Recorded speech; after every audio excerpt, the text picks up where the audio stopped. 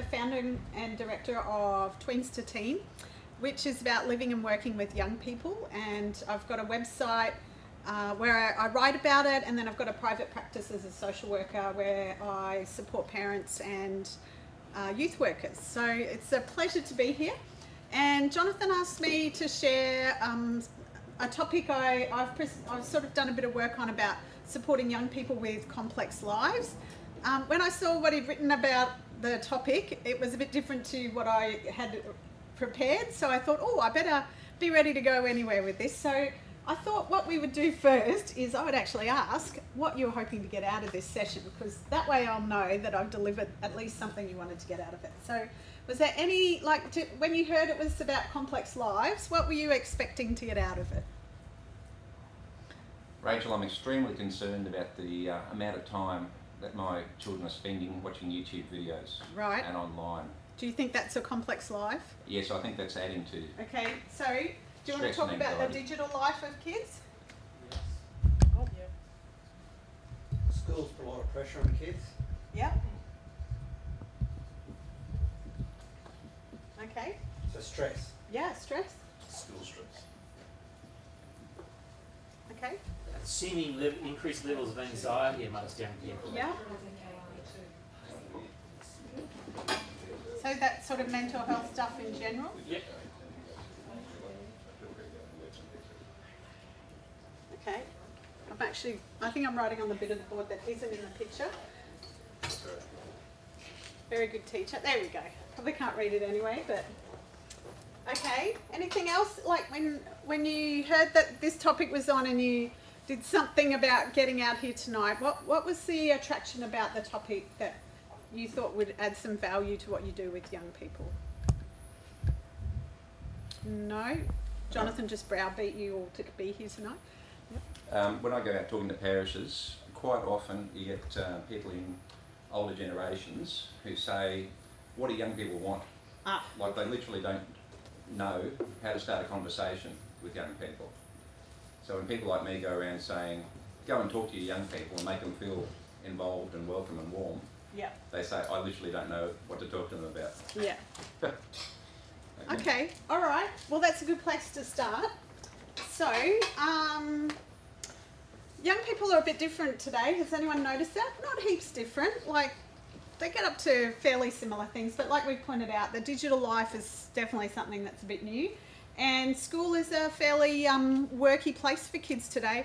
When I think about my own primary school years, I spent my whole time practically doing posters for the CWA Country of the Year Award, and we had farm animals at my school, so we took the ducks down to the creek and built dams, and we fed the cows, and my kids have never done any of that at school, not even the CWA posters. So life is pretty busy for kids these days. And just a couple of weeks ago there was a report from Mission Australia that 1 in 4 young people are showing clinical signs of mental health issues. So that's a phenomenal rate.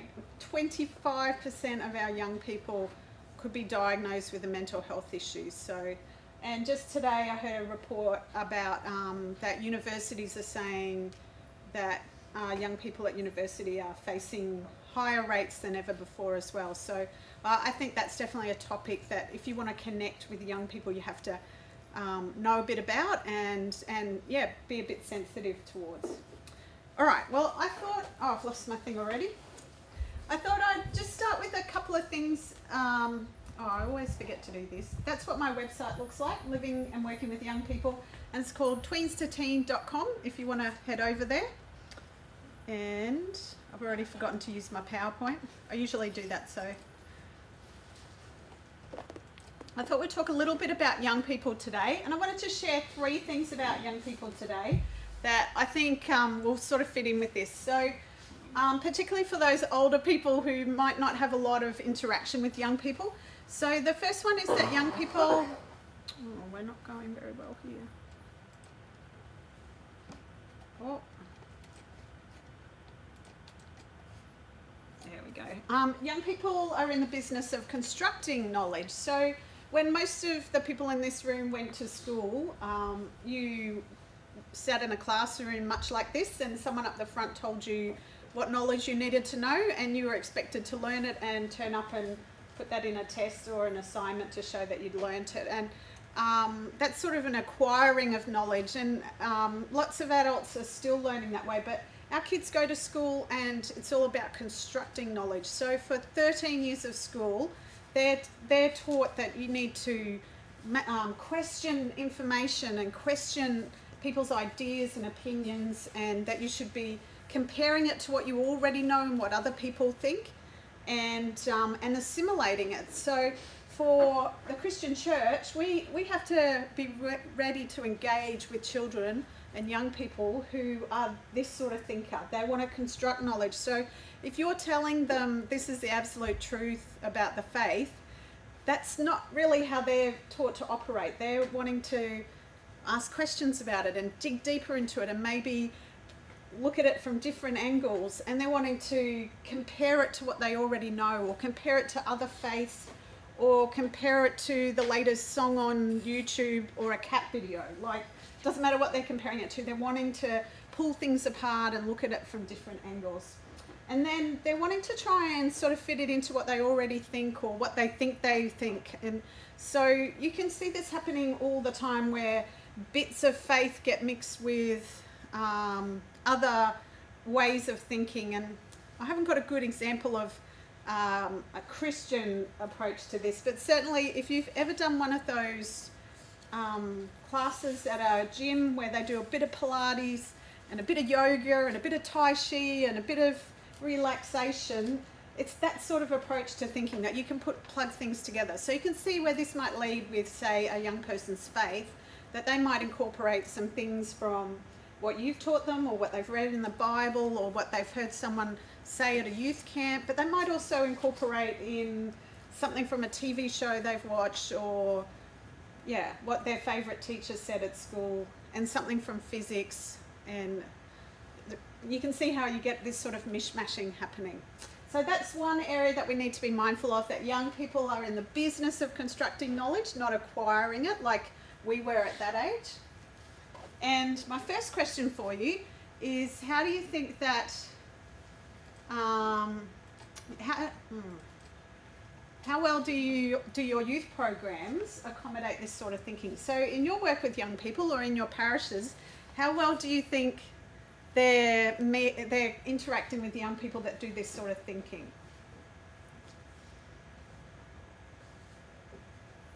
Yeah? We're always intentional when we're doing activities to engage in conversation. Yeah.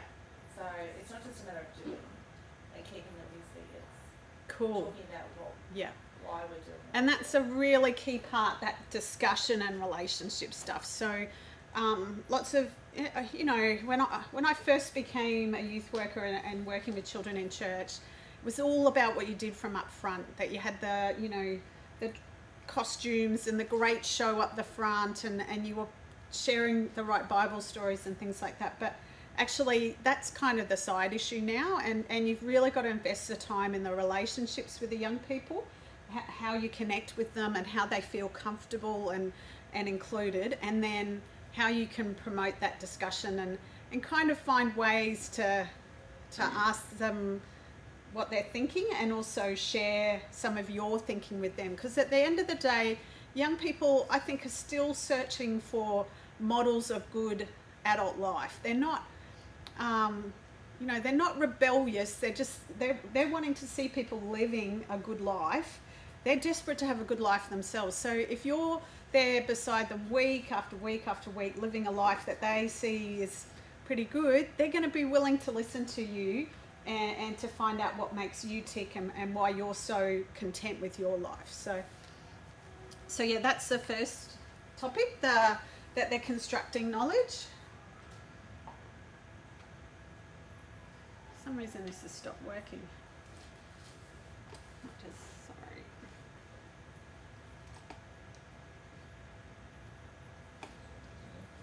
Yeah. There we go.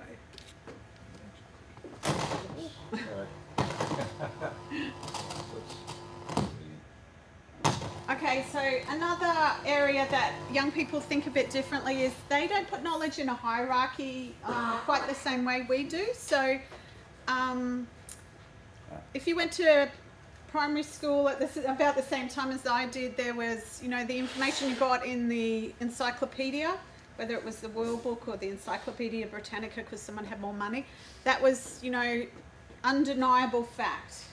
Nobody questioned that. It's interesting when Wikipedia came along, everybody questioned that, but no, the World Book and the Encyclopedia were unquestionable. And then, and the same with the Bible. But our kids, right through school, are taught to look for primary sources and secondary sources of information. They're looking, they're encouraged to question the authenticity and the value of information, and it's more about that than a hierarchy that someone else tells them they need to follow. So to them, information from a Facebook conversation could be just as valuable as what's in the Bible, as what their best friend said last week on a sleepover, to the latest Justin Bieber song. Probably not quite that one, but they're looking at the authenticity of information and how it fits with their thinking and what they're doing with that constructing knowledge. So that can be a bit of a stumbling block for the church, because we like to think that the Bible is the absolute, it's an unquestionable authority, but young people aren't seeing it that way. So we've got to think about how we present that information to them and help them to see that it is a primary source, and it's actually been backed up over centuries and millennia through different actions, and helping them to see how it links with other things that have happened in the world that they can connect it with. So the more they engage in scientific approaches, the more we just have to be willing to meet them there and not be afraid. I always think God thought up all of this long before the Western world thought it up. So it's more about being willing to engage with young people with the sort of thinking they have now, not being fearful that, the Bible is going to be seen as less valuable or less relevant. All right, I've got another question for you. So how do you let young people verify the knowledge you're sharing? So that's one of the big things they want to be able to do, to verify the knowledge, because they're told to test their sources and to make sure that they're authentic and can verify them. So how do we do that with what we're sharing in church programs and youth activities we run? I think being secure in your own faith and answering honestly. Yeah.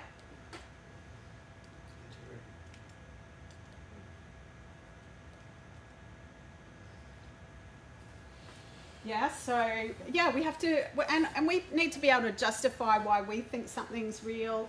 And it can be justified just by our own life experiences. We don't need to be able to go, well, in 1743 this happened and this fellow did this, and here's a manuscript that he wrote. It's more about saying, young people want to hear our stories just as much as they'd like to be able to share their own. So sometimes it's just talking about how something has worked well for us and how we've seen things play out in our life as well. What's the phrase? Is it owning and grounding? Is that the phrase? So owning and grounding. So owning where you say, I think this is right, and grounding where you say, well, the Anglican Church believes this. This is the current policy of the Anglican Church. This is what some Anglicans say, but other Anglicans say this, etc. Yeah. Do we have to say that one from time to time? Yeah, I when I worked as a chaplain, there was a couple of young boys in my school who liked to dress up as goths and were quite focused on the world of death. And we were on camp one time doing some horrible job, and they started talking about how they couldn't wait to go to hell. And and I was like, oh wow, really? I don't know if I want to go there. And of course that immediately went, oh, it'd be so great this happened. I went, I reckon it'd get pretty boring after a while. And I sort of started talking about, and then I could share, well, from when I've read the Bible, this is what it sounds like.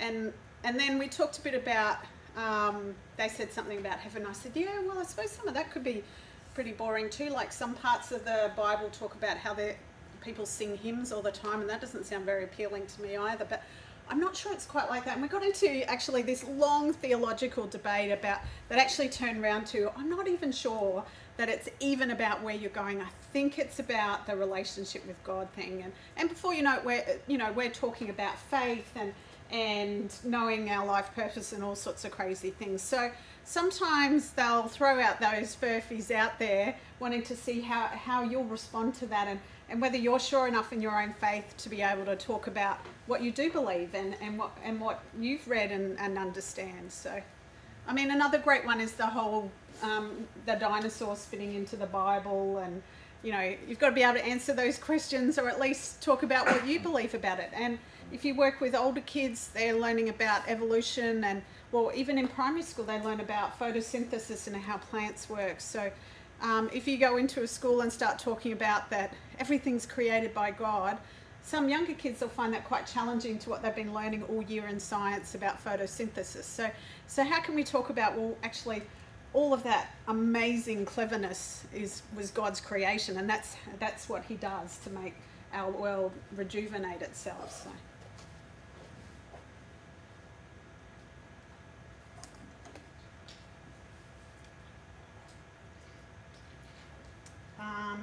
Okay, and the last one, you probably don't, this one definitely hasn't changed, but I think sometimes I'm not having much success with this today, am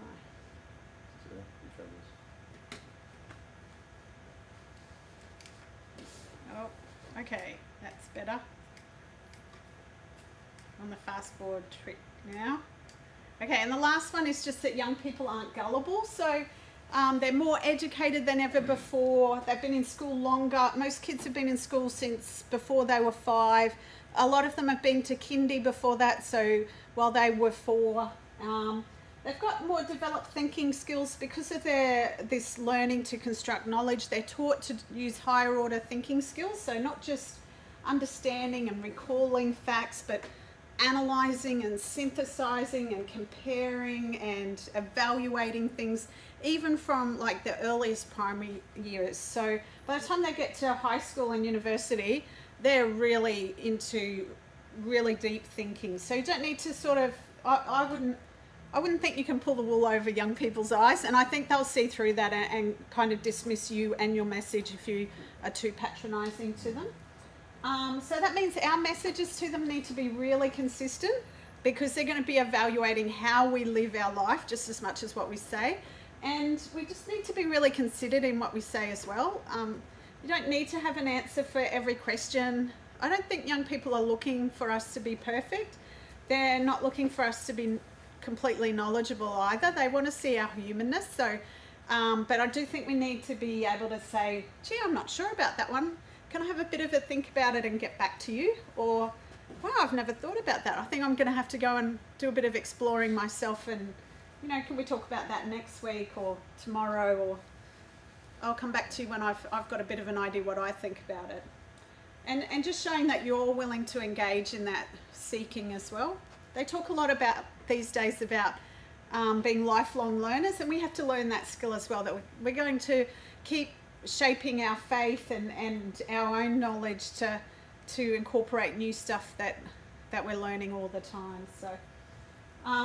So yeah, I think there aren't many young people who I think really fall for scams. I know not that long ago I had a call from a very heavily accented man who asked the kids if there was any adult in the house, and they quickly handed it over to me, and then they asked me if there was anyone over 50 in the house.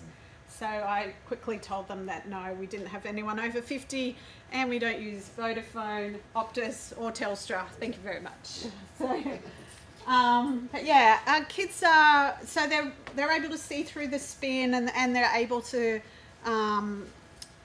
seek out those, they'll see through those scams. So I think when we're doing messages and when we're preparing activities for kids, we don't need to get too caught up in making them pretty and flash, and it's more about the substance of what we're communicating, and like you said before, that relationship and discussion, giving them space to kind of dig into things and throw around ideas and even say things that are a bit controversial that, oh, maybe we shouldn't be saying here, but let's be willing to talk about the hard things and unpack them a bit. Yes? Talking about knowledge, in our planning for last weekend, I put out Yep. and to look up the reference that we've been reading. I thought there'll be a no-show. No one will go to that activity. Yeah. I was quite amazed, those that were drawn. So that was encouraging. And isn't that interesting? I wonder if you'd made it something everyone had to do, No. how much they grumbled about it. But by making it as something that they had a choice about, that they were invited to do, suddenly some were more willing to go and do that. And yeah, I think that one of my good friends, Tom Kerr from the Uniting Church, he talks a lot about that, inviting people to participate and to do things. And I think that makes a huge difference. So young people hate being ordered around. And I think that's part of schools today. All they do from morning till night at school is go. And like I was talking to a chaplain who's been a chaplain for 11 years yesterday, and they were saying in their first year, after the first session, you could go out on the oval and there'd be 2 or 3 classes out there playing a game or doing something, and they pop out, do a game, go back to class. But now you rarely see them out there during school time because they've got so much work to get through. They've just got to go. So for kids who feel like they don't have much choice at school, just giving them a few choices in your program could have them engaging with knowledge that they might just blow off if you told them they had to do it. All right.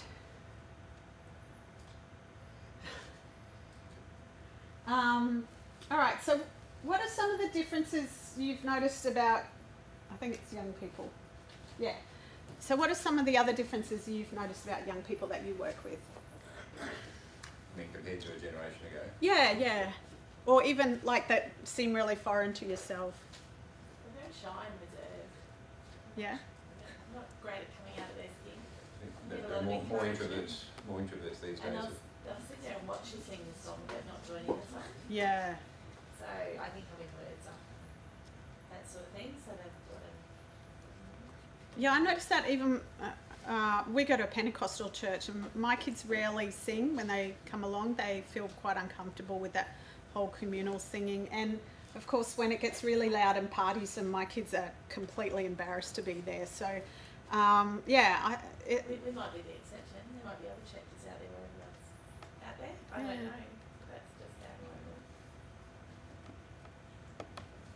I find a lot of the kids I deal with,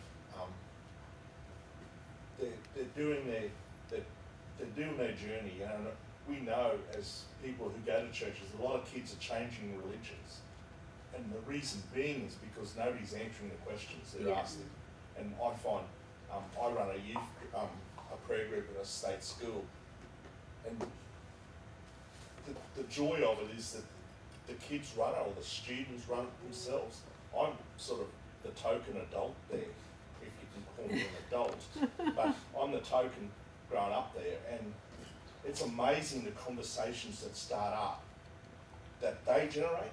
I don't. Yeah. It's actually I'm a fraud. You know, I'm actually doing a job that I actually aren't doing. The kids are doing it. Yeah. I'm just standing watching, but the kids just want questions answered. They fire stuff at me all the time, and you know, and I've got to admit, I say, I don't know. Let's come find out, and that's gets them out. They think that's good because they think I know everything. Yeah. But I don't, and it's all right for them not to know everything too. Yeah. Yeah, definitely. I think we've got to be modelling that life more than ever. You know, they see these silicon lives on Instagram and Snapchat and Facebook and on their trashy American teen serials of what the perfect life looks like, but they're actually desperate to see real life. They're kind of plodding through every day, being reasonably content most of the time and having a few highs and a few lows, and yeah, they want to see that. They want to be convinced that there's a good future ahead for them.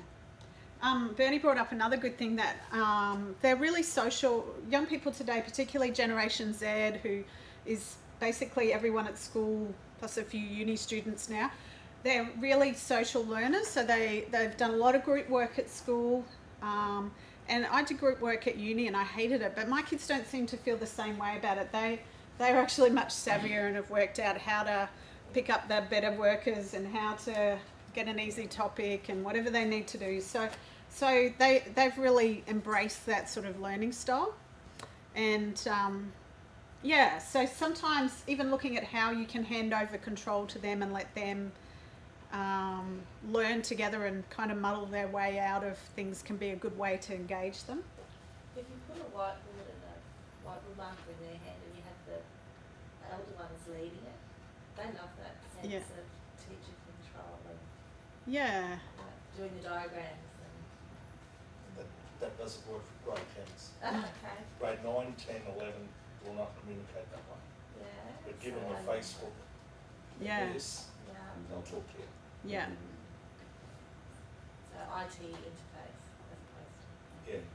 Well, I think it's not having, yeah, there's a lot of performance pressure at that age group as well. So that's probably a bit of it as well. Not wanting, like, you can't stuff up quite so easily on something where you can delete what you're writing before you post it. You can still stuff up by posting dumb things, but so from that point of view, they can share their thoughts, but they've got a bit of time. Whereas when you're up the front, if you say something dumb, it's recorded on 2 videos and everyone's heard it. So, yeah, so for young people, sometimes it's about that they do feel safer online. I know, you know, all the research says that's a silly thing to think, but from their point of view, they've grown up with it and kind of.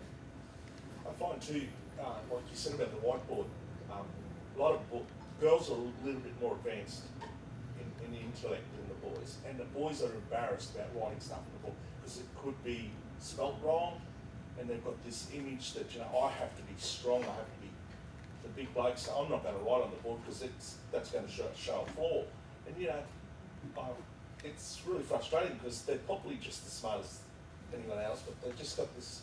I'm not going to show my flaws. Yeah. There's this really old teaching theory called multiple intelligences, and they talk about people being visual learners, or it's the old ones, visual or auditory or whatever, and the kinesthetic, which was the movement one. But he's got this guy Gardner, can't remember his first name. Howard Gardner, that's right, thank you. He's got a few more, so there's people who like to relate with others and people who like to, now I've forgotten half of them, but yeah, there's 8 of these different learning styles. And what I like about that, there's creativity and things like that, so people wanting to be creative with what they're doing, people wanting to be introspective learners and kind of stew on their thoughts. And what I like about that is it actually sort of covers more bases, and I think does give a range of different young people a chance to soak up what they're doing and feel more comfortable. So I think what you've both been talking about is that whole engagement and helping keep young people feel like a sense of belonging and that they can be safe in a group. So do you want to talk about engagement a little bit? No? Sorry. I was just going to say, I can think of 2 instances reasonably recently where I've been visiting a family with young children. Yep. I actually had to, he's in prep. Yep. And we went through his workbook for term 1, and he needed to tell me about every activity, you know, that was at least 20 pages of stuff. And he just kept talking and talking. He really wanted to tell me about, you know, what he'd been doing. And I noticed with another family that I was visiting with young 4 to 6-year-olds, they wanted to play cards with me. You know, it's like they really want that they want to relate to other adults. Whether that's typical, I don't know. But Yeah, I think there's been this kind of myth that with technology, all kids want to do is play video games. And I remember when my kids were young, so I should have told you, I've got 3 teenagers. One's 14, almost 15. I've got a 16-year-old who's in year 12, and I've got a 19-year-old who's in second year uni. And when my kids were all in primary school, they used to have friends come over, and invariably the DSs would, you know, we'd have friends come over with their Nintendo DSs, these little handheld games that kind of had a bit of a intranet thing happening.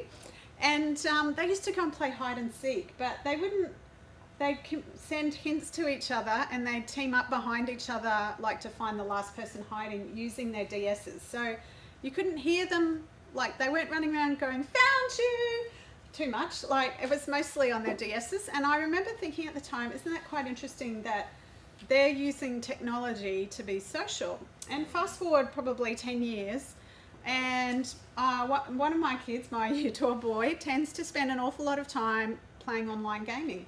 And but it's all with friends. And there's a few people that we've become friendly through, like friends of friends, or people that we've met in the same game rooms, and we've learned a bit about their life. But it's all about these relationships and connections. And I think some of the research about Generation Z is that their online digital world and their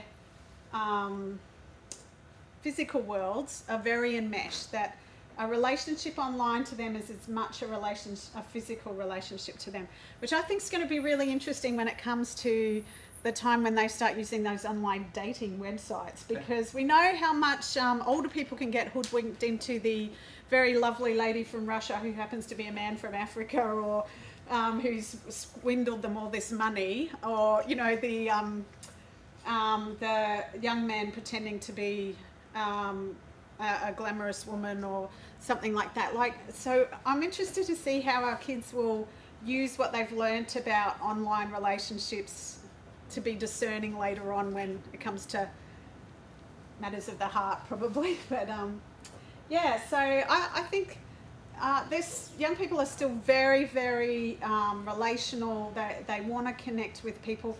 They've got different concepts of connection. They're growing up in very insulated families, so they don't have a lot of contact with, a lot of families are not having a lot of contact with extended family, like their cousins even, and they've got relatives living all over the world.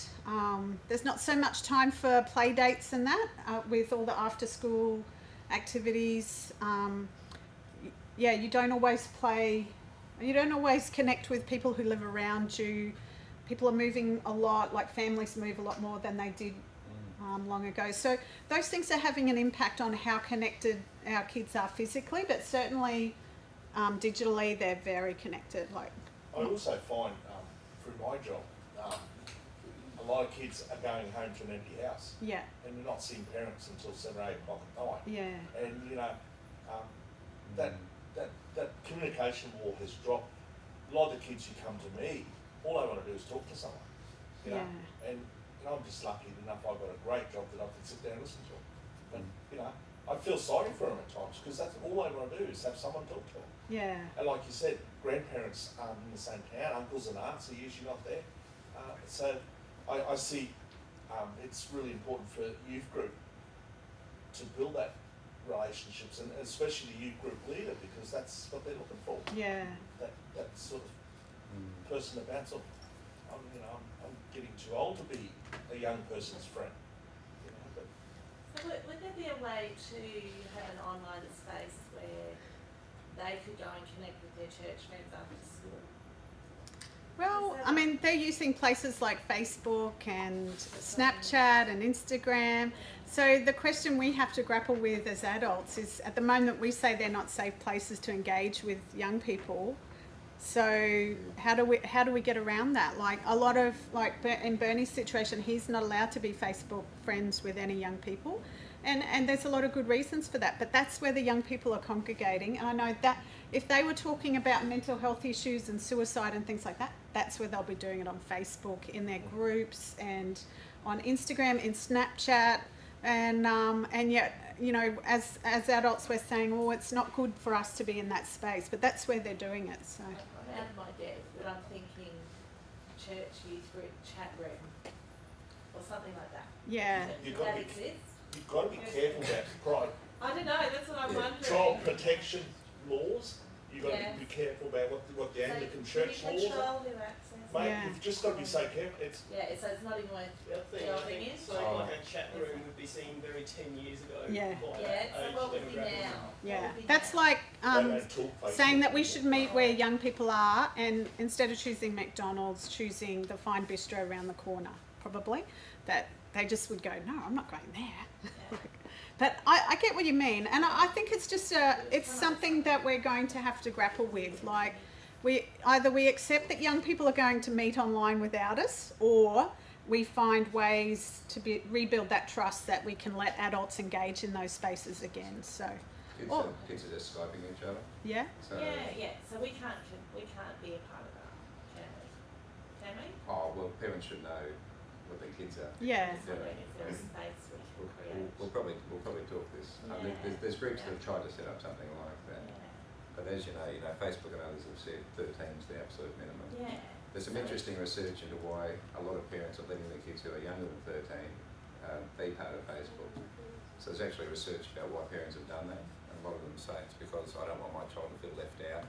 I want them to have friends. I want them to have a community, etc. So essentially, the kids are seeing the parents quite deliberately lying. They tick the box are basically saying this person's 13 or over. But there's a lot of parents doing that for various reasons. But you also got to look at the child protection issues Sure, involved. absolutely. I went to a seminar just recently with the police, it was last night, and the police are saying that's Facebook is the grooming centre for pedophiles. You know? It's anonymous. People don't know who's there. You know, they like Rachel was saying, they think it's a 13-year-old girl and it's a 50-year-old pervert. Yeah. You know? Having said that, I was quite so one of my kids, my 16-year-old, only got on Facebook a couple of weeks ago. He's resisted the lure and finally decided that so many of his friends were on Facebook, he was actually missing out, so he would get on there. And also we're applying for a job, and lots of job things are on Facebook. And anyway, so I think it's been 2 weeks. He's now got over 200 or something, 300 friends, which I find staggering that they're all just waiting to friend you. But also, I was peering at the computer yesterday, and he was looking at his, invites list, and there was a big thing saying, remember, don't make friends with people you don't know in real life, which I'm presuming, I've never seen that, so presumably they think I'm big enough to look after myself, but for a young person they're saying, oi, here's some child protection stuff to remember. So I thought, good on Facebook for putting that up there. Half the kids wouldn't read it, but, they're certainly trying to prompt kids to think about it. But, that's another interesting thing. So I've been on Facebook for 9 or 10 years. I spent the whole time trying to find my childhood friends I lost contact with. And my kids are just collecting them all the way through. Like, they've got every primary school person they went to. And the one who's finished high school has, 300 people he went to high school with, and we're collecting more people now. So imagine a world where you remain connected with those people all the way through. It's going to be phenomenal. It's been that case for some time. Yeah. I speculate that it will mean things like high school reunions decline. Because something like a 5 or a 10-year reunion is going to be absolutely pointless, because you've actually seen all your friends from high school virtually every day. Yes, and you get reminded of how awful your formal dress was. There's no thrill every in going year. and seeing how people have changed, because you'll actually have seen them every day all the way through. So, I don't know, I didn't wear a formal dress. What about your suit, Bernie? I'm sure that ruffled shirt is still a bit of a nightmare. Thanks for reminding me. You started off the talking about intergenerational and how kids, mix with older people and vice versa. And the conversation's moved to technology. And I kind of think that you want to get children to integrate with, or get young people to integrate with older people who firstly know nothing about technology or very little about technology. Secondly, there really isn't a social platform to know people on a computer. We're parents of 3 young boys. I think that they belong in the backyard. We go to church on Sunday. I work for a church. I am teaching them to integrate with people. I'm more than happy to have them go to someone's house for afternoon tea and teach them that way. Maybe I'm very old school. I don't see how technology is and then we kind of have this where you want to give them the freedom, but then how do you rein it back? And you have young adults who are addicted to gaming and can't get off a computer and don't know how to socialize with people because you've spoken to a screen your whole life. Yeah. And that's So I don't see how, and I think unless we're going to maybe change the way we think. Yeah, I think to some extent I think that horse has bolted. So, you know, a lot of adults spend their entire working hours looking at a screen. When I'm at work, that's what I do. I work on a computer the bulk of the time creating stuff. So I'm sure there are a few more people in this room, but that's pretty well their work life. And even people who had more active jobs, like my husband's a journalist, he spends way more time in front of a screen than he has ever earlier in his work life. So, you know, from that point of view, I don't think there's a right or wrong way here. I wouldn't dismiss what you're doing as old-fashioned, or I actually think this is about this. Young people want to see a way of life. I remember when my boys were young, probably more like your boys are, they played soccer, and there were a number of people in their lives, so men, who were either their coaches or managers. And what I loved about that was they got to see a different sort of manhood, and they could almost try on this different cloak of manliness. So there was the man who built orange cannons and did all sorts of death-defying feats in the local park, and, you know, daredevil activities. That's not what my husband's like. And then there was the sports nut, rah-rah, football-y kind of coach, and my husband's not like that either. And my boys, you could see they were kind of imitating these different types of manliness and trying it on and having a feel if this is if the right fit for me.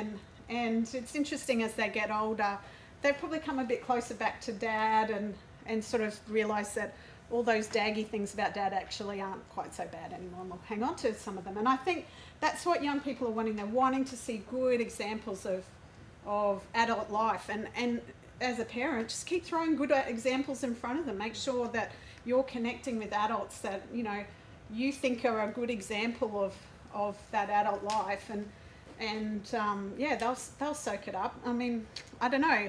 I did not choose to have a child that was heavily into gaming, but I had a brother who was, and I can see so many similarities between them. And I sometimes think that some people are particularly drawn to that way of engaging, just like I'm an avid book reader. I can lose myself in a book for a whole day and have to be dragged out to feed people. And you know, I think we all have those sort of tendencies, but at the moment people will say that the computer's a bad tendency, but I think from young people's point of view they don't see it that way. So, but yeah, don't dismiss what you're doing as. It's just, you know, everybody does it, you know, and you at the same time I feel like you need to be able to raise kids to be confident in knowing that you are who you are, and it's okay. You don't have to follow the herd. Yes, okay, technology is dictating a lot of it.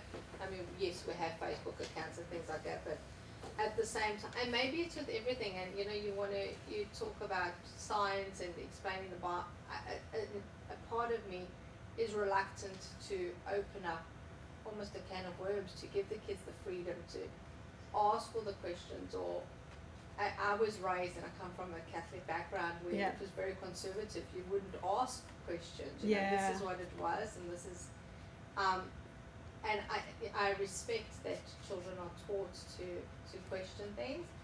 I suppose though, how do you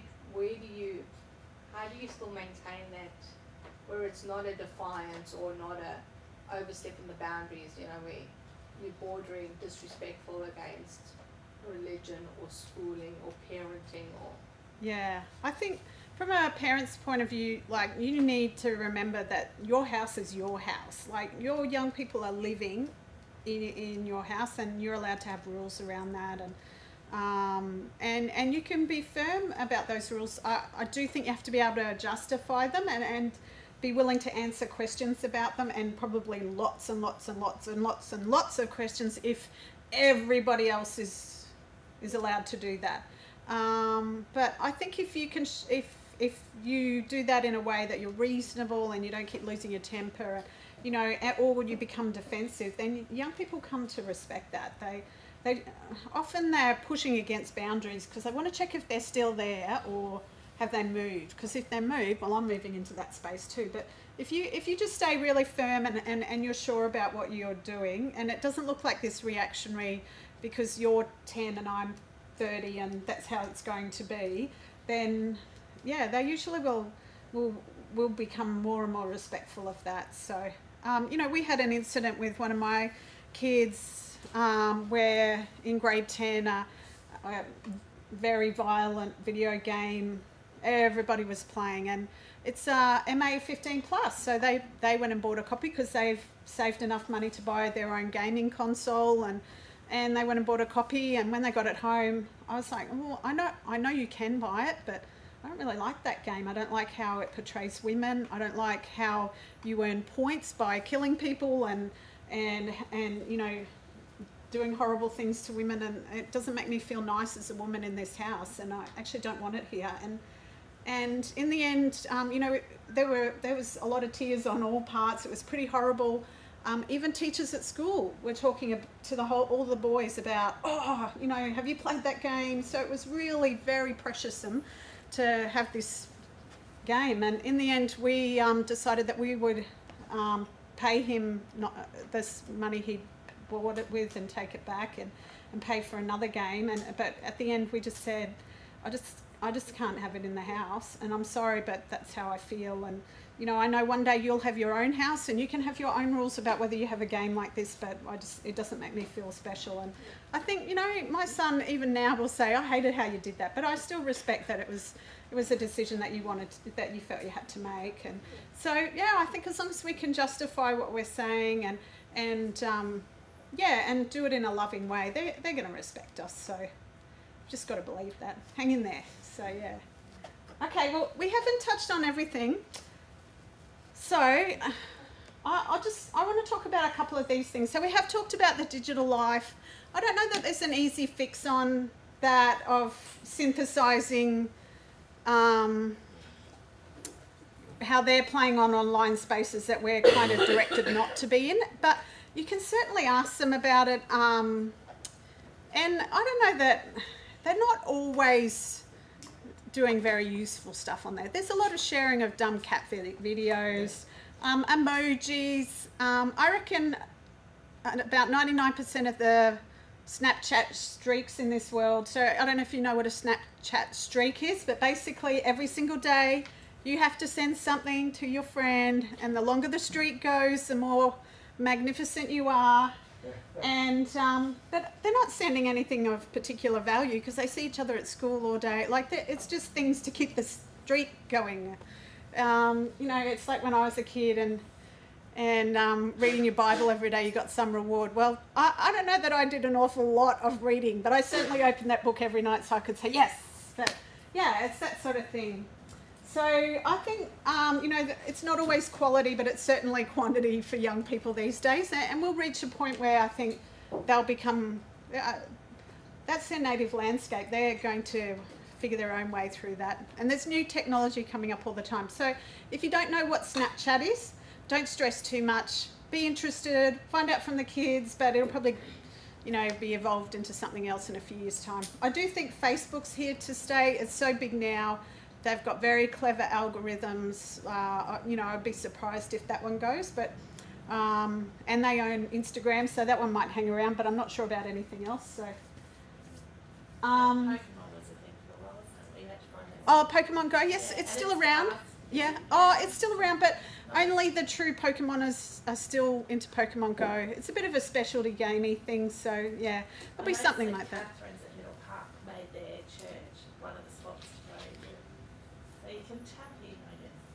Yeah, I don't know if they got to make it. I think it was just luck whether you got to be one or not. You could attach. Oh, could you? Yeah, so we did it at a fate Oh, at St okay. David's. We kind of, you have to pay money also to create yours as a pace there you bed, go. and yeah, so. Did it work? Did you get many kids? Many, we got some kids. Yeah. Yeah.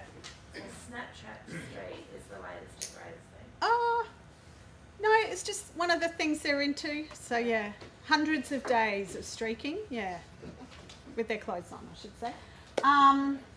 Yeah.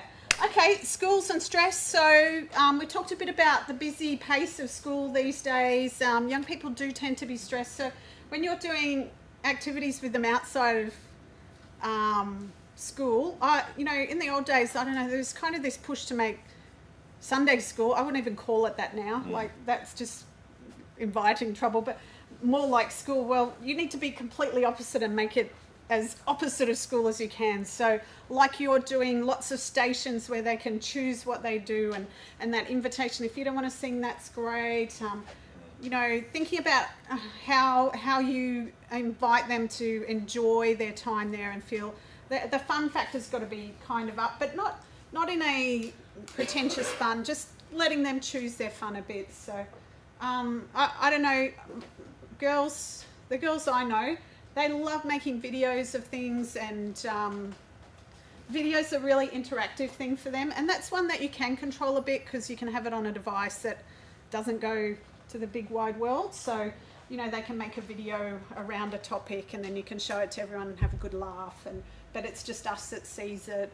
So yeah, sometimes that's a good way of engaging with kids and bringing a bit of technology in, and any iPhone or iPad will have, or smartphone will have a fantastic video app that the kids could figure out in about 30 seconds and create something better than you've ever made in your life. So yeah, there's lots of apps out there. Jonathan Sargent would know all the good apps, wouldn't he? So, but yeah. So yeah, when you're doing stuff with young people outside of school, I think you have to be very unschooly and yeah, think about how you approach it with those building relationships and connecting with them. Now, I will go to that thing because Jonathan said that some people wanted to know about how to engage with young people. So I've got a bit on that. So before you can get to the nitty gritty and start talking to them, you kind of got to engage with them. You've got to create a space where they feel comfortable to talk. What things have worked for you in the past?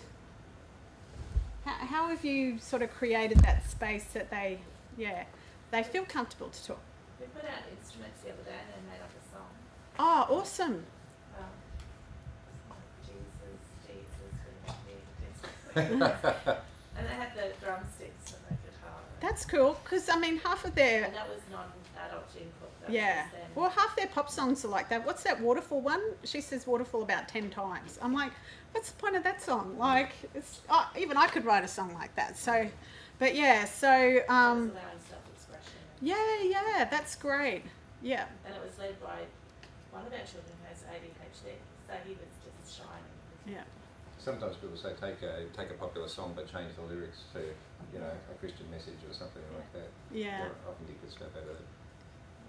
Yep, so doing something, having activities that they can choose to join in, and along that lines of those multiple talents and interests where you've got something either musical or some construction-y thing. If you've got any young boys, I would have things that they can fiddle with their fingers with, like, you know, whether it's Lego or you know, even something that the girls will enjoy, some crafty thing, and then having an adult posted there to do the conversation. Because the amazing thing about kids is when their fingers are working and their eyes are looking at that, their lips get loosened and they'll start talking because they're not thinking quite so much about what they're saying. And you'd be surprised the sort of conversations you can have with their head down, where they feel more comfortable talking about what they're thinking or feeling, or, you know, how they see the world. And so that's a great way to engage with them. Once they get older, you just have to do all of that in the car. So, yeah, I've lost it again. Okay, so I've got sort of 5 options. So one is to play a game. So if you're wanting some ideas, games are a great way to engage with kids, whether you do fun little icebreakers, and the internet is full of them. So just Google icebreaker and you'll find some great games you can do with kids, or even the old favourites like duster hockey, or all those things you would have done as a kid yourself. They don't get to do that anywhere else, so if you start teaching them those games, they'll love it, particularly if there's an element of violence and risk in it, because they're quite used to quite sanitised environments at school. Like, we can't do anything where someone might get injured, so the idea that we could do something where we're whacking people with pool noodles sounds very enticing. But it's still safe, yeah. I mean, I think they like challenge within ultimate safety. Yes. So instead of using what I would have used as a kid, those rolled up newspaper things with a bucket load of masking tape, a pool noodle is a really much better way to go. But yes, or even soccer with a balloon, or all those old games you played, they're still winners. Invite them to do something. So whether it's going on a bushwalk, that's really, things like that are really good with teenagers, because again, they don't have to look at you, they can look forward, you can talk without having to look each other in the face. I don't know, teenagers, boys particularly, that's a winner. And then getting them to do something alongside you, so joining in a project like a building project, or some churches do those sort of backyard blitzy sort of things at a local school or a community group or an aged care home. And young people are actually quite socially orientated. They have quite a strong moral compass. They want the world to be fair and equitable, because they've seen so much. I mean, you think about it, they're seeing the stuff in Syria on Facebook and on the news. All of that stuff is floating through their feeds. So they're quite community minded. So yeah, having an activity where they can give something to others, they'll often get engaged, and then you can get them to hang out with you for a day and badger them about what they think. I lost it again. Getting my exercise tonight. Going somewhere open and familiar, so that's kind of like the McDonald's-y type option, or whatever works in your place, or creating a space, say at your church, that is really kid friendly or youth friendly. So bean bags and spaces where you can't break the rules about sitting. Like this is a terrible layout for teenagers and even young people, because it reminds them of school. But so yeah, thinking about how you use spaces. In fact, if I was working with young people, I'd just move all the chairs and tables and let them just sit on the floor, or go and get chairs and decide if they want to be on the chair or the floor. So, and I've taught young adults youth work for a long time, and often I'll just leave the space empty, and even half of them will get a chair and half of them will sit on the floor. Even a floor like this that doesn't look at all comfortable, that they prefer to do that. So what I think I see you trying to do is saying formal engagement where there's where you assume a hierarchy of learning is not going to work. What you're seeking to do is to create a situation in which you are with them in a way that makes them comfortable enough to engage you in important conversations. Is that kind of what I'm hearing? That's the pinnacle. I think you can still do that formal kind of presentation-y stuff, but it's got to be, like a... You've got to earn it beforehand? Well, definitely. And I think it's got to be like a Instagram video, 90 seconds almost, like, yeah. It's got to be slick, and you've got to deliver it well. It's got to have that, ability for them to verify and think about. So a big mistake I've seen in church is where we do a presentation, it goes for half an hour, and then we invite kids to make a commitment, or 20 minutes even. Invite kids to make a commitment, they go out and make a commitment, they fill in the piece of paper, and we're saying we had, 20 kids make a commitment today. I reckon many of those kids made a commitment today. They got caught up in the theatrics of today. They would have been asleep for half of that message, but their friends, they would have, as soon as the loud music or whatever started for that, okay, we're inviting you to go out the back and make a commitment. Well, they would have been in that because, that sounds exciting. Like, okay, I'll do that, and I'll go out there and, yeah, sure. I can write my name down. But we measure that they made a commitment by that. But actually, the commitment will come next week, next month, next year, when week after week, someone has sat down with them and said, how's your week going? And what have you been learning about this week? And how does that fit with what you thought before? And that's where the transformation comes from. And that's what's going to lead young people to a faith-filled life, I think. So, but I don't think there's not a place for those talky moments, but I think you've got to create the right atmosphere. Otherwise, we're just, the new Tony Robbins, really, aren't we? Like, Without the teeth. Yeah,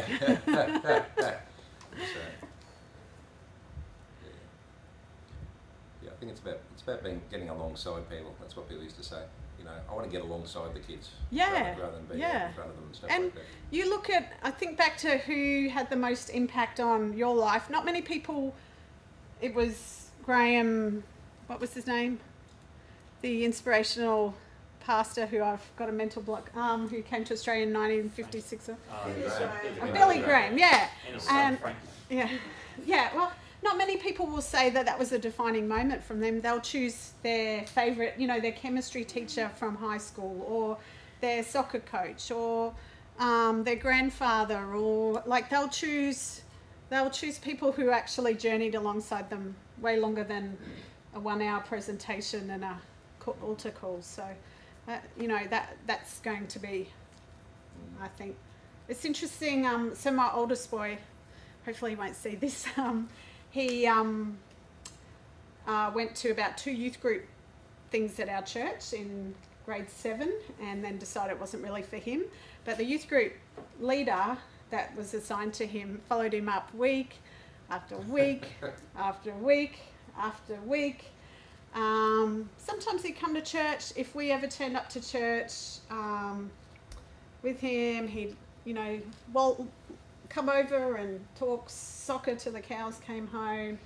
And my son made a commitment during schoolies week at year 12, and the first person he talked to when he went to church after that was that youth leader who had just stayed in touch for 5 years and kept talking soccer and where are you at, and you know, that to me, that's the stuff that young people are looking for and needing from the church today, that willingness to just be putting into their lives and be that consistent person. And I look at that guy, and I reckon everybody would have thought that was a complete waste of time to just keep touching base, but and you know, I'm sure he did it for more than one kid. So I think we just have to think through how we connect with kids that we know they're constructing knowledge, so they're going to come and go, you know, they're going to agree with us and disagree with us, and we've got to ride that and give them an opportunity to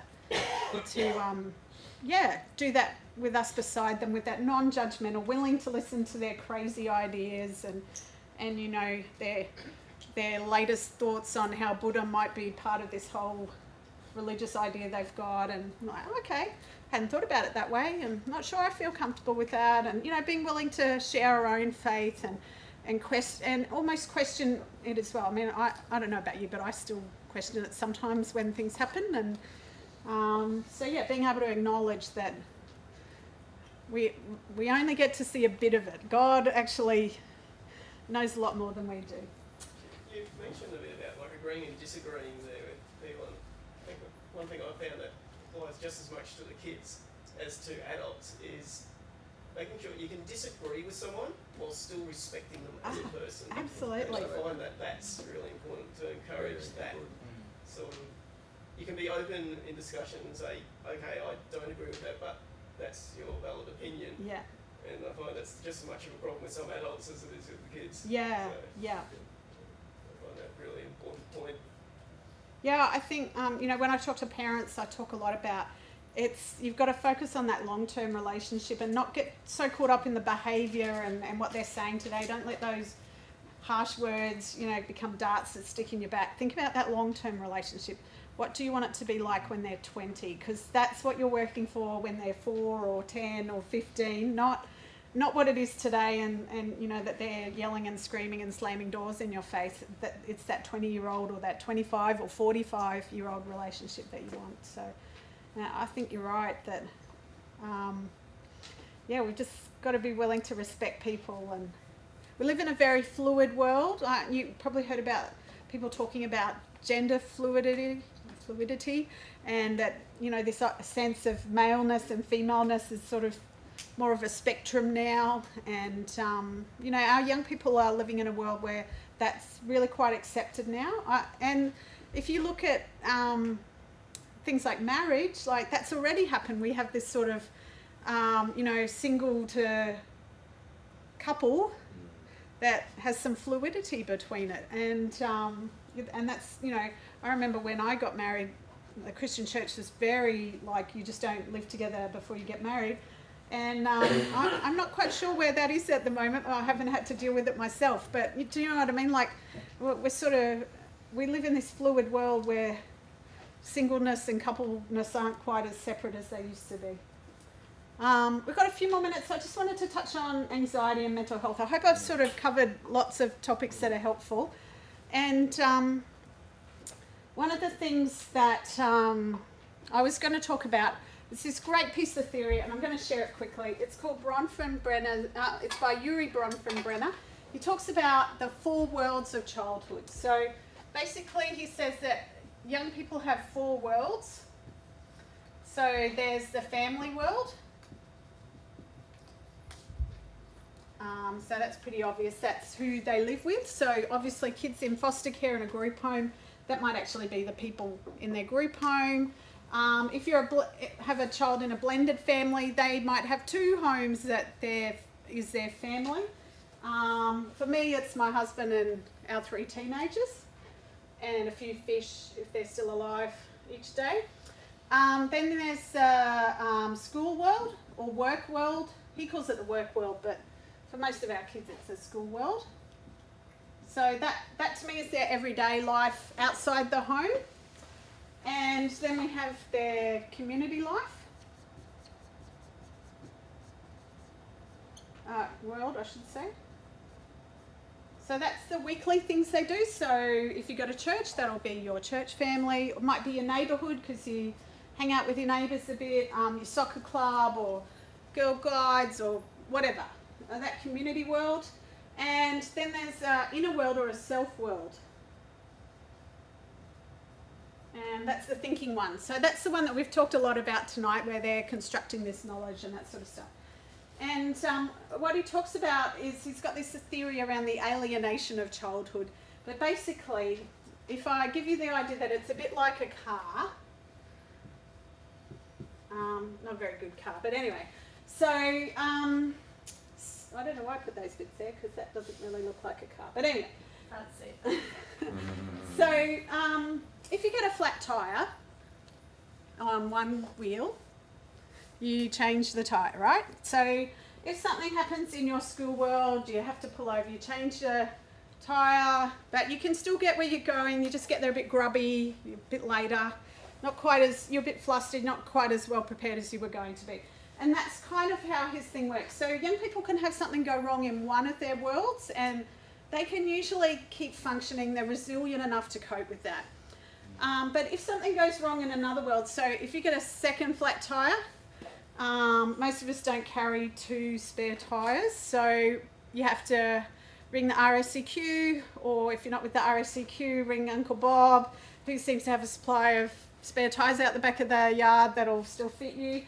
And you have to wait, and you're probably going to miss whatever you're going to. In fact, you might have to get the car towed, it might be completely written off or whatever.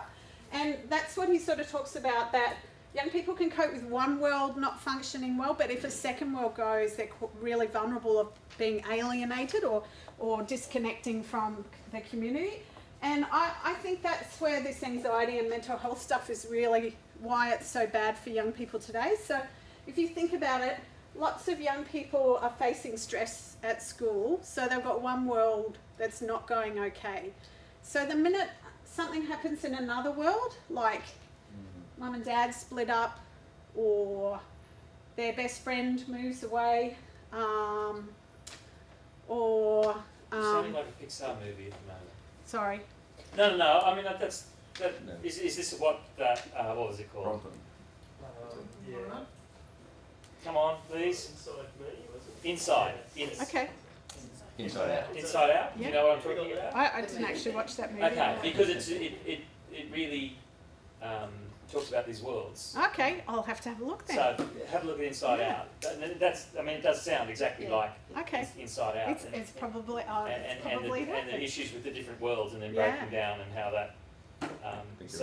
Actually, it is Yeah. Inside Out. Okay, So yeah, the same thing. So if two go, then young people are particularly vulnerable. So if you're running programs with young people and you know they're going through a tough part of life somewhere, then you should be keeping an eye on those young people straight away, because you know that if if something goes wrong in another world, there's a very good chance they're not going to cope with that. They're not going to have the resilience to get through it. And they're the young people that you can, rather than let the whole thing collapse, you can give a bit of support to, and they're going to be able to, get help or whatever they need to get through that time. And obviously for third world goes, then they're the complex lives that I tend to talk about. They've got so much going on that they're not really able to function with life as we would normally see it. And they're the young people that aren't going to school, are withdrawing, are really rebellious. They've got a lot of issues going on. They might be getting into drug and alcohol problems or developing quite significant mental health issues. When we talk about these mental health things, I think it's really important just to sort of be mindful that if school is quite a stressful place for kids these days, then most kids are already functioning with one world not going too great. And then we add on to that the wonderful land of adolescence, which is a lot of self-world stuff. So no wonder a quarter of our young people are dealing with clinical levels of mental health issues, because we're already setting them up to face that. So and when we're running programs, if you can create spaces where you can talk about mental health and about themselves and help them process all this thinking that's going on about this knowledge and making sense of the world, then you're doing a good job of shoring up this self-world and helping them to really become more resilient and realise that their ideas aren't so out there. Because I think my boy who's left school, he was just desperate to be normal. And my other kids talk about it, and I hear it all the time. Like at school, everybody just wants to fit in. And he's at uni now, and the one thing he's realised is that there is no normal. Everybody just lives a life that they're comfortable with, and everybody chooses I was telling him all the way through grade 11 and 12, once you finish school, it's a choose your own adventure. You get to make the adult life you want to live. And finally he's seeing that. And I think for so many kids that takes them, they have to wait to do that. So if you can be helping them process those thoughts and feelings, and when they get to that point, they're going to have their resources to be able to cope with it and hopefully shake off quite a lot of that anxiety and stress. So is there a God message in there that we're giving them more brothers and sisters? That their family world is just going to be so rich? Yeah, see, they wouldn't see that because that's who they live with. But that's their community world, like that relationship stuff. And, they collect hundreds, if not thousands, of Facebook friends. So they're quite into having lots of friends. So, yeah, I think so. Yes. But also the big picture of how the world works and that there is an order and you were created for a purpose. I mean, that's the self-world stuff kids need to hear, that you're not just some blob that happened to all come together in the universe and they're desperate to know that their life is valued and has a purpose, and, helping them realise that the things they're good at aren't things to be ashamed of, but are actually their gifts and talents that are what they've been created for. So I had a student today, family world is collapsing, okay? And we're talking, and the story was pretty heartbreaking about that. And because the family world's collapsing, school world's going to collapse too, because basically she's out in the street. Yeah. And we talked about, this dysfunctional family of yours, that doesn't make you. And the more I talked about that and how, you're not what your family are. Yeah. And be aware. And she went away pretty happy. Anyway, I got a phone call from the DP and he said she's gone down to him and they've rescheduled everything. She's got her head together and she's going to work on her schoolwork. She's going to leave the family world alone because it's dysfunctional and it's too much for her to handle. And so, in a sense, I've sort of said, leave it. You don't need it. Yeah. You've got the suburb, you've got the community. She's pretty right into a church, skill world, self world. Yeah. Just look after it. Yeah, so that sounds to me like this one's a mess and this one's wobbly. So if you can do some shoring up there, there's no reason why that should go. Although we know if kids become homeless, then that is very likely they're going to not finish school. So then as a community, you can start looking at how do we keep her plugged into school. We know that that's the key to success for this young person. What can we do to keep her turning up for as many days as we can? And it doesn't even matter if she doesn't finish.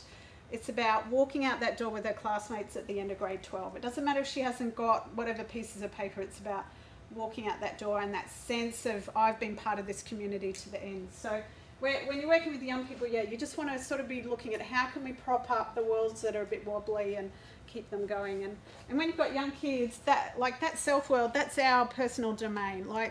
Parents get the most time into that self-world until they hit the teenage years, and then you've got to rely on other people to having a go there. The Bernies of this world. So yeah, I hope that's been helpful. I've answered a few of your questions. So yeah.